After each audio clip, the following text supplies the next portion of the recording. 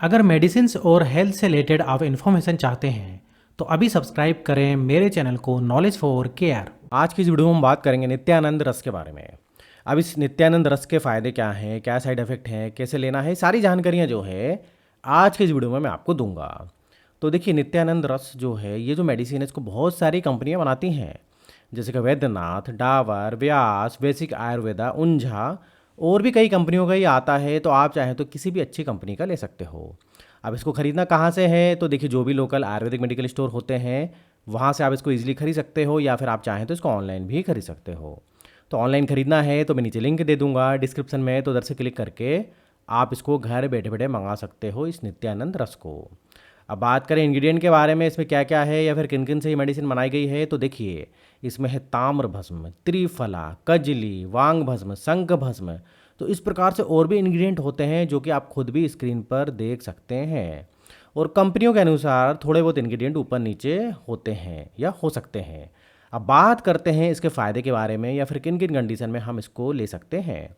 तो देखिए, ये जो मेडिसिन है मेनली बनाई गई है फाइलेरिया के लिए, जिसको बोलते हैं हाथी पाँव। जिनको हाथी पाँव की शिकायत है उसमें सबसे ज़्यादा ये फ़ायदा करती है नित्यानंद रस मेडिसिन।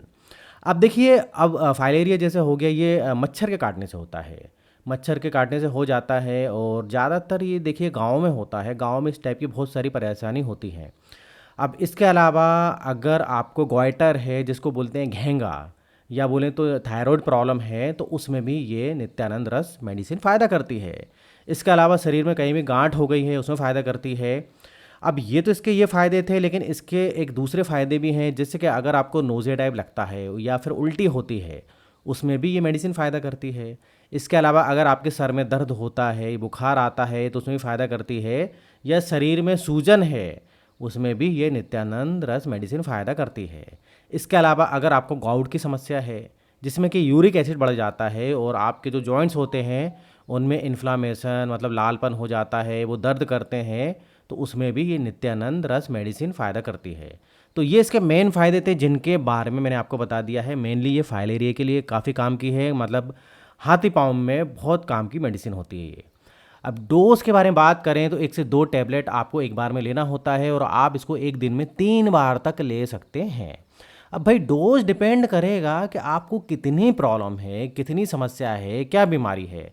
तो एक जनरल आइडिया दिया है, बहुत ज़्यादा प्रॉब्लम नहीं है तो एक एक टैबलेट आप 3 बार लीजिए, नहीं तो 2 2 टैबलेट आप 3 बार लीजिए, या फिर 2 सुबह 2 शाम को, ऐसे लेना होता है। तो डोज जैसे कि मैंने बताया, वो डिपेंड करेगा आपकी बीमारी पर, या फिर डॉक्टर से सलाह करें।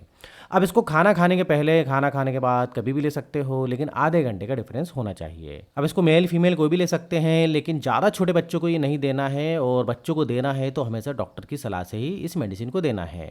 और प्रेगनेंसी में भी इसको डॉक्टर की सलाह से ही देना है, अपनी मर्ज़ी से नहीं देना है।